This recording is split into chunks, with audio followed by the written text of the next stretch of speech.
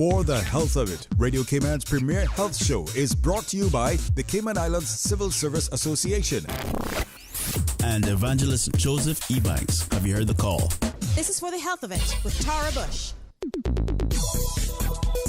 Hello and welcome to For the Health of It. In the studio with me this evening is Miss Jennifer Weber, the operations manager, or some big other title that I have forgotten. That's the right one.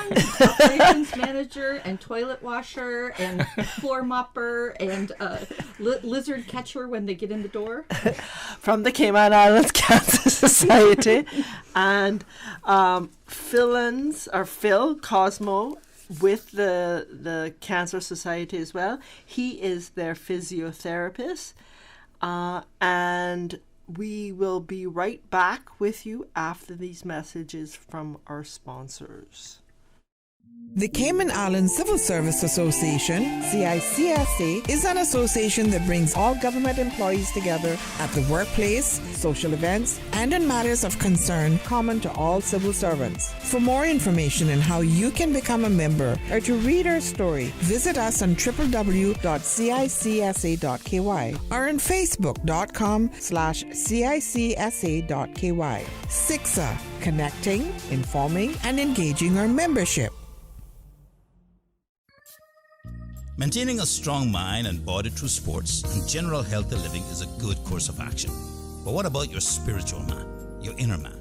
He has to be awakened, fed, exercised, strengthened, and led according to the will of God. So, have you heard the call? I'm Evangelist Brother Joseph Joey Ebanks, and I'm inviting you to worship Wednesday and Thursday nights at 7:30. We are bringing the Word of God to our communities as Jesus commanded. Faith comes by hearing. So come and hear. Bring your own chair or simply park and listen to the Word of God from your vehicle, covering the Cayman Islands with the Word of God, one community at a time.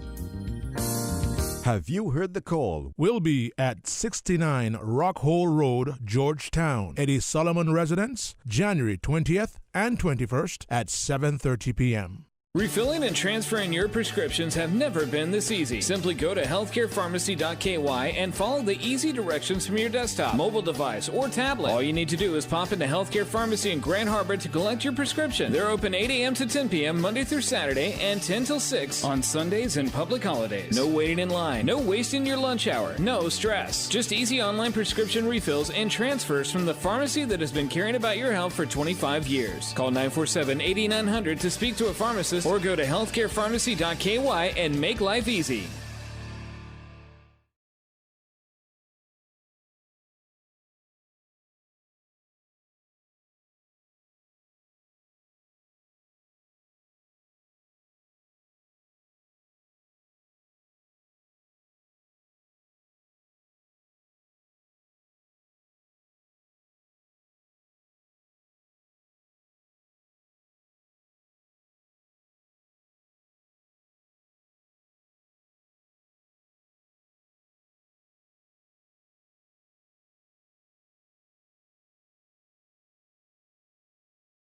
This is For the Health of It with Tara Bush.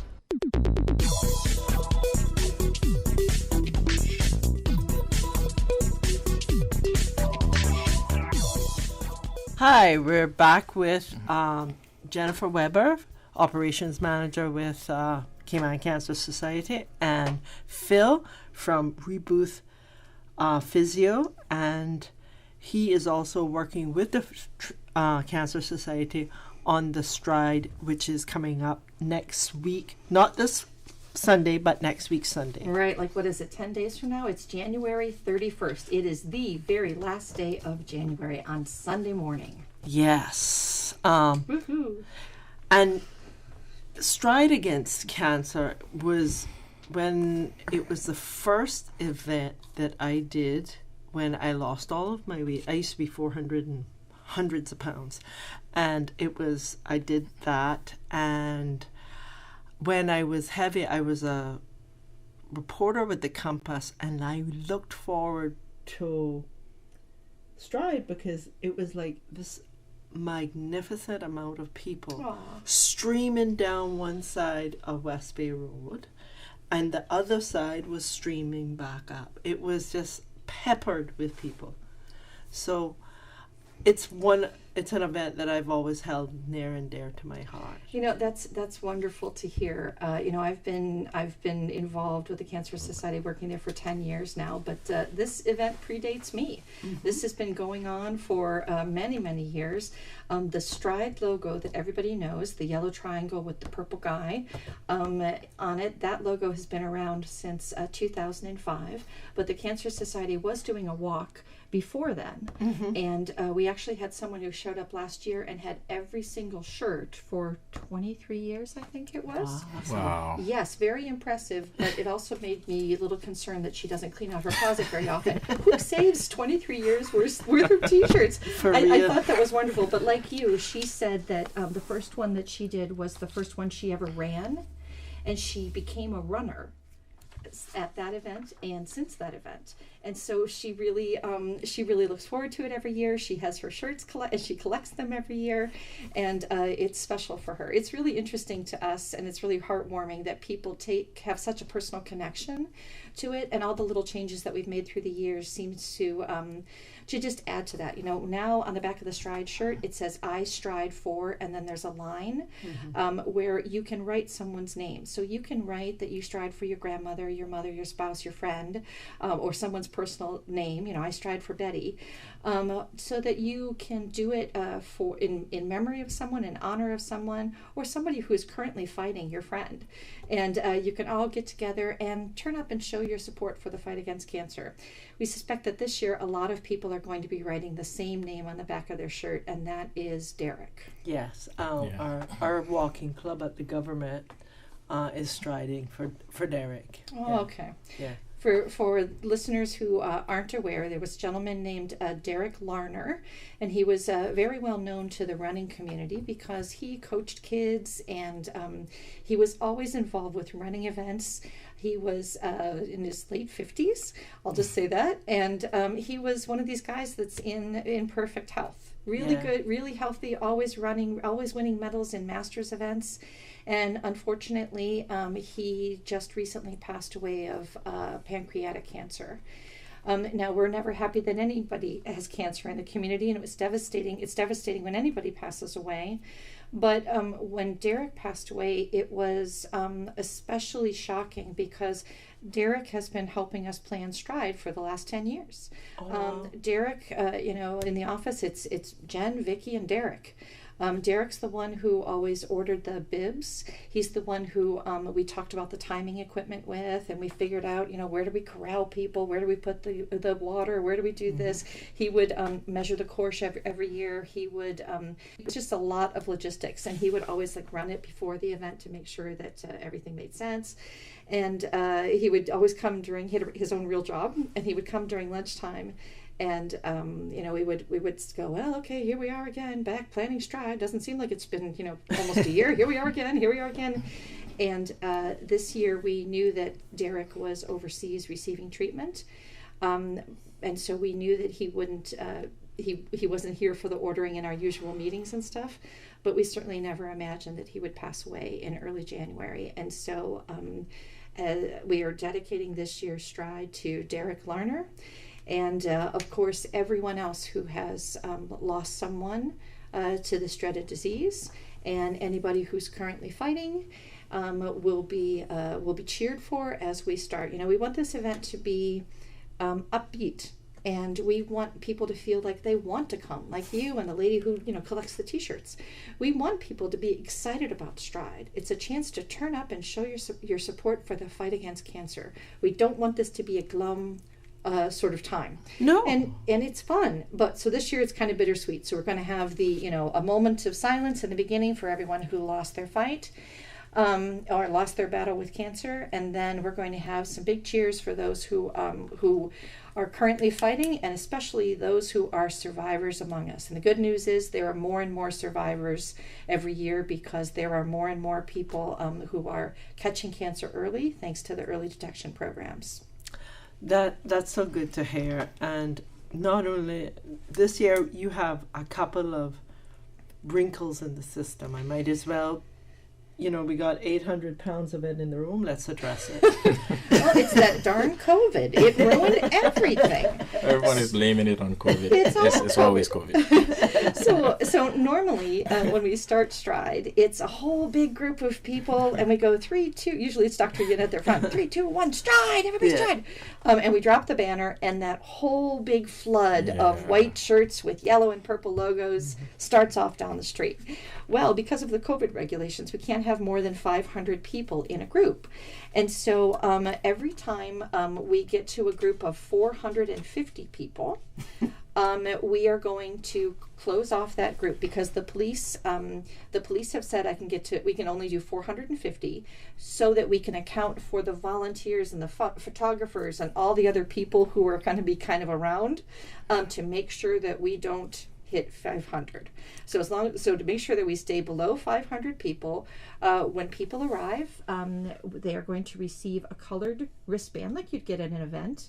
And when we run out of wristbands for that particular color, that group will be closed, and we'll start handing out wristbands in the next color for the next group. So we have staggered starts this year: 6 o'clock, 6:30, 7, and 7:30. And if you're wondering why so far apart, Jen, why 30 minutes apart? It's because that's what the police said would be a good idea. And so, these are plans that we made. They're not necessarily our preferences, but they have been approved, and the government has done such a great job here of keeping us all safe. We are going to comply with the rules and regulations as best as we are all capable, and we ask for everybody's patience when they come. If they come and the group that they want to be in that time is already closed. So when you come for the time that you prefer, and hopefully you'll be able to get in.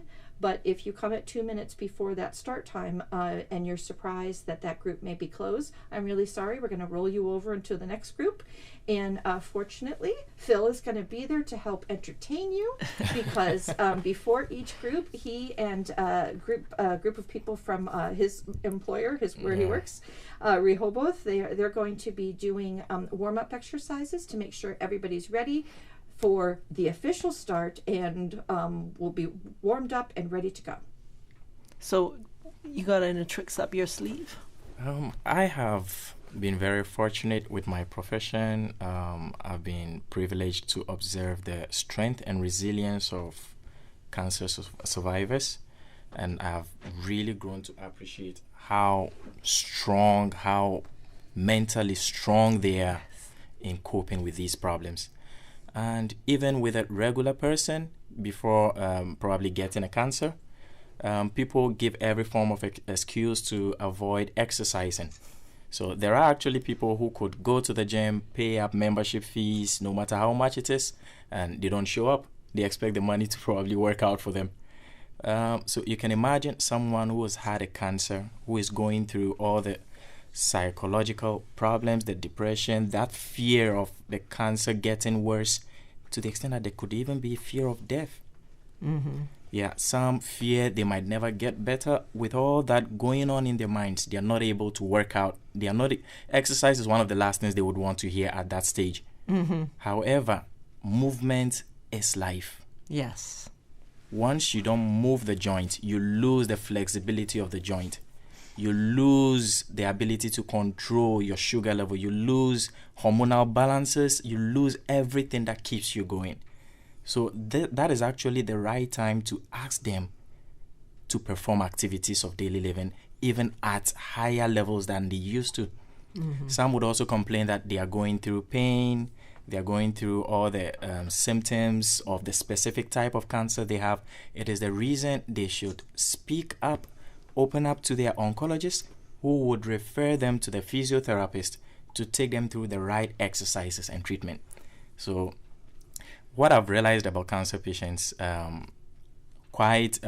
the same in every other person, but it's more in cancer patients because they are trying to focus just on the chemotherapy, the treatment for the cancer. Mm-hmm. So they end up with a lot of reduction in joint range of motion. We all get back pain. They get more back pain. We all get neck pain. They get more neck pain. Mm-hmm. People suffer depression. They suffer more depression. And it's actually something they could work against. It's something they could work out. All they need to hear is someone reaching out to them, explaining to them that you don't quit being active because you have had a cancer. Right. It's another reason people find That's a very good encouragement. And I was just wondering, what are you going to do for the people on Sunday? On Sunday, how are you going to keep us attentive for if I come a half an hour early? Yeah. Or late, whatever. Okay, so there was something else. Okay, I recently just moved to Cayman Islands from Dubai. Now I'm part of Rehoboth Physio and Pain Care. Mm-hmm. So I got the opportunity to meet Ms. Jennifer Weber, and we were talking about, imagine people who have not been working out all this while, all of a sudden get into the streets and going through some level of, should I say, vigorous exercise. Most of them end up with muscle cramps. Some get muscle strains, hamstring strains. They wake up in the morning the next day and they don't want to do anything because they've broken down. Because they did an activity at a level that they haven't been practicing consistently. Some of them do not understand that you need to go through some stretches, some warm-up exercises to get the tissues warm before you engage in that level of physical activity. So I will be there to make sure everyone goes through the right stretches, the right warm-ups, and then we take it from there into the actual exercise. Okay, thank you so much, Cosmo. This is your first ride? This is my first ride, and I'm excited. I'm really glad to be part of this. After you warmed everybody up, are you going to walk or run? Definitely. Yeah? Definitely. You'll be very hot by that point, by the way. Honestly, I don't. If he's going to walk or run, who knows when that's going to be? Because some people again started saying to me, "Well, Miss Jen, what if everybody comes at 7:30? If everybody comes at 7:30, well, then we're going to roll over the group to 8. And then what if we still have 8, 8:30, 9, 9:30? It might be noon before he runs. I don't know. But I expect that it's all going to work out, and it's going to be so nice to see a steady stream of people, instead of one big cluster, a steady stream of people kind of coming and going. It'll be a different kind of stride, but I think it'll still be great. I don't think it'll be a different kind of stride for me because I haven't ever complied with your time. Oh, good. It's always been late, too late for me, and since I'm not worried about timing. Yeah. We normally start at 5:30, 4:30, whenever, whatever suits us. So, I know a lot of people like that. So anyway, I just have to get one of those early bird wristbands because you have. It's not just staggered times. You have different races, right? Right. So there are always two different distances for stride. There is a quarter marathon, which is what most people refer to as the normal one, or the regular one, or the one to the wharf, or the shorter one, or the half one. So that is 6.5 miles. It starts at Public Beach, goes down to the wharf, turn around, and come back. That's what I do. Yeah, and that is the bulk of, I always say that's what normal people do. That is what the bulk of people do. Last year we must have had 2,200 people do that particular one. Wow. And 100 and maybe 120 or 150 people do the long one. The other one is a half marathon, which is 13.1 miles, and it starts at Public Beach and it goes all the way down to Caribbean Paradise in South Sound, and then turn around and come back. To me, that's a very long race. And so it's a smaller group of people who typically do that. But now this year, because of Derek, I have heard that more people are planning to do that race. And so we may have more people doing the longer one than usual, but there's no way we're going to have 2,200 people doing that race and 2,200 people doing the 6.5. So it's a choice between the half marathon or the quarter marathon. So we expect most people will turn up. do the 6.5 mile. And at the end, typically we gather together, we hang out on the beach, and everybody excitedly waits to hear if they've won a prize. We always have these great prizes from great sponsors, right? But this year, because we can't gather more than 500 people, what we're going to do is we're starting to do some prizes this week for people who have already registered and paid. Your names are going to be in the hopper, as they say, and we're going to start pulling some names, and people will win prizes. We'll be announcing those on social media. And then after Stride, we will have more prizes because we can't all gather. So when you finish, you're going to just grab your refreshments and grab and go, and then wait to see if you win a prize. Wonderful. Now, the Stride Against Cancer it's been around, like we discussed, for a very long time. It's one of your big fundraisers. That's right. What does the Cancer Society need money for? Well, you do nothing. It's a wonderful question. It's interesting. Last year for COVID, here's that word again. This Stride event was the first event that we did of 2020. It's back before, in January, we didn't know about this whole COVID thing, right? And 2020, the year of 2020, we had so many wonderful things planned because it was our 25th anniversary of the Cancer Society. So yeah, we started in 1995, so 2020 we were looking forward to as our 25th anniversary year. And we said, we'll kick it off with Stride. Well, as it turns out, Stride was the only event that we did in 2020. That's right. And so now we are back together again doing Stride. And so some of the commercials we have out are saying Stride together again because it was the first and last thing. But why is Stride important? It's important because you're right, it is our biggest fundraiser that we organize for ourselves. Sometimes we have third-party fundraisers that go on, like there's a Movember event and there's some other things that happen. We get support from some other organizations like the Breast Cancer Foundation help us, and the CIBC First Caribbean. They do something called Walk for the Cure, and they do some other fundraising all year long.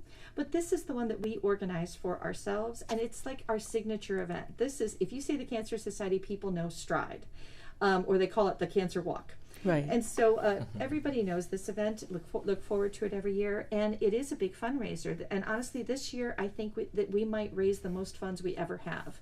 Sponsorship has been really strong. And, every attendee pays $25. Now it's $30 because our early bird registration ended on the 15th. And all of that money adds up to be over $50,000. And we use that money to help our financial aid program. So just before we came here tonight, Phil came to my office and said, okay, let's go to Radio Cayman. And I was like, hold on a second, I got to submit this form. So I was just submitting some forms for something. And it's something that so it was something that had all of the information about how much the Cancer Society spent for breast cancer alone. So I have that figure fresh in my head. The Cancer Society spent $150,000 on direct financial aid for patients with breast cancer last year.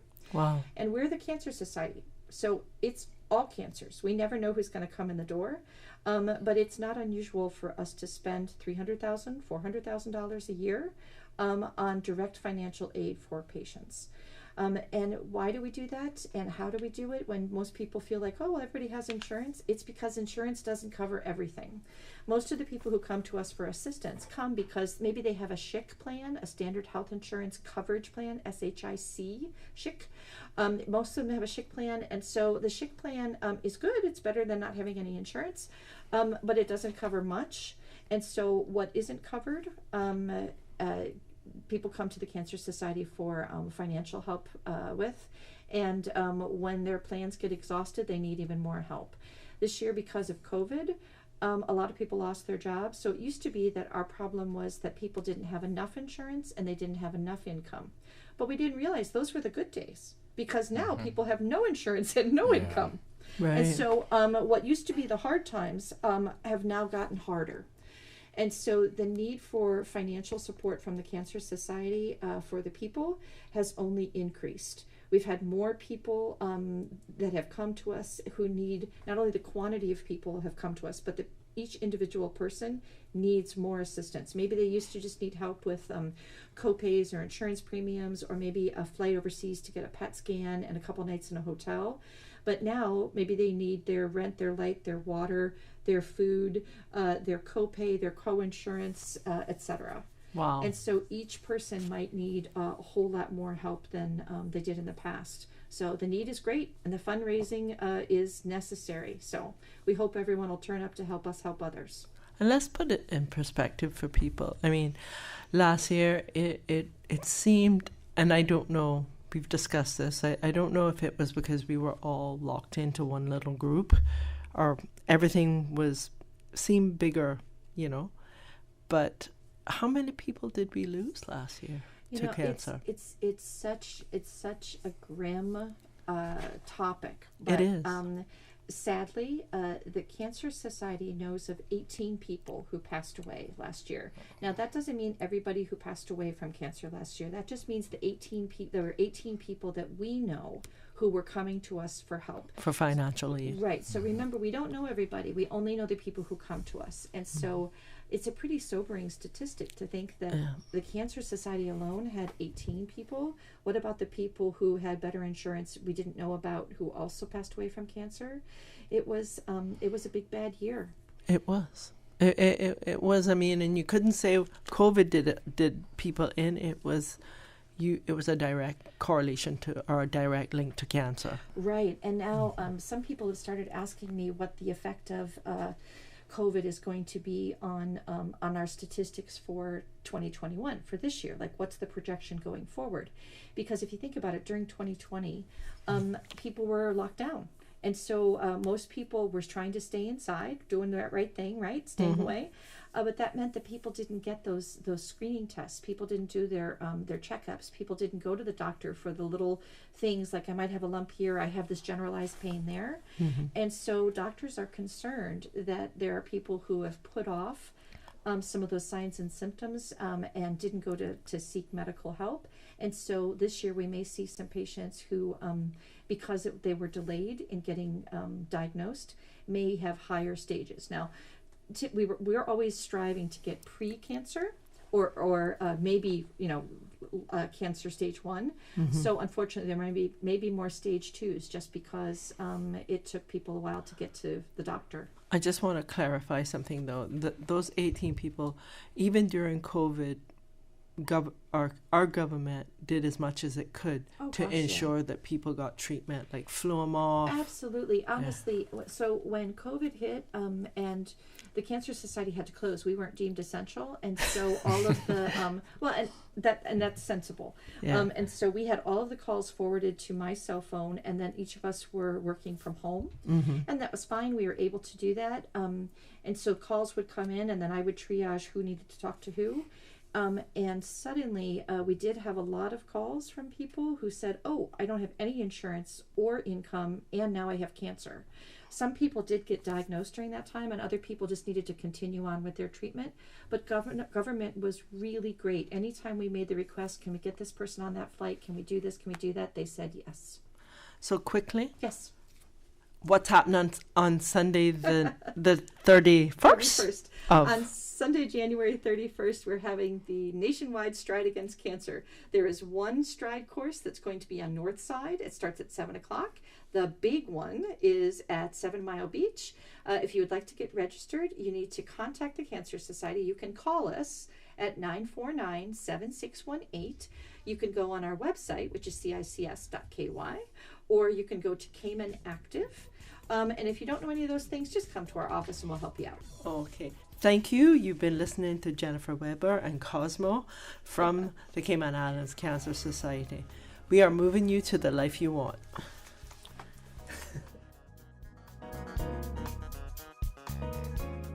The Cayman Islands Civil Service Association, CICSA, is an association that brings all government employees together at the workplace, social events, and in matters of concern common to all civil servants. For more information on how you can become a member or to read our story, visit us on www.cicsa.ky or on Facebook